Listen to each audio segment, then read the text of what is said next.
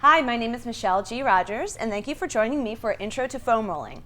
If you've ever been in your gym that has objects such as these, you've probably seen people rolling around on the floor on them, or maybe you've already had some experience with it yourself. So I'm going to do a series of videos focusing on different body parts to help you to become more flexible. The idea behind self-myofascial release, which is essentially what these tools will do for you, is a form of stretching and deep tissue massage where we find adhesions, knots in your muscles, and we help relax them by smoothing them out and telling the muscle spindles to just relax and calm down when they're overactive.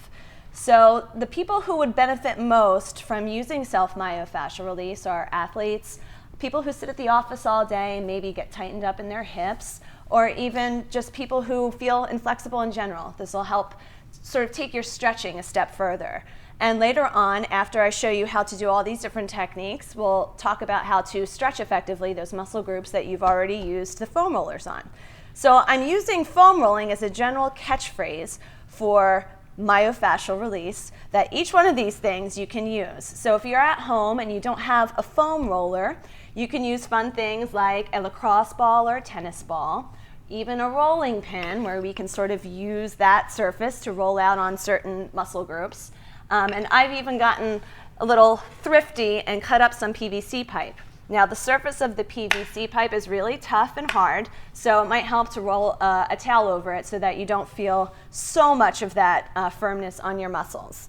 And you'll see here that I also have a yoga block and a dumbbell, which I'm going to use for the lower extremities, like your calves. This just helps give a higher surface, so you don't necessarily need a yoga block, but something maybe like a heavy book. And a dumbbell is a one with sort of a round surface over the dumbbell heads is a good thing to use so that it rolls evenly. The kind that have sort of hexagonal ends will just sort of flip around. So you could use either the dumbbell or something like the rolling pin or the PVC pipe for the lower leg.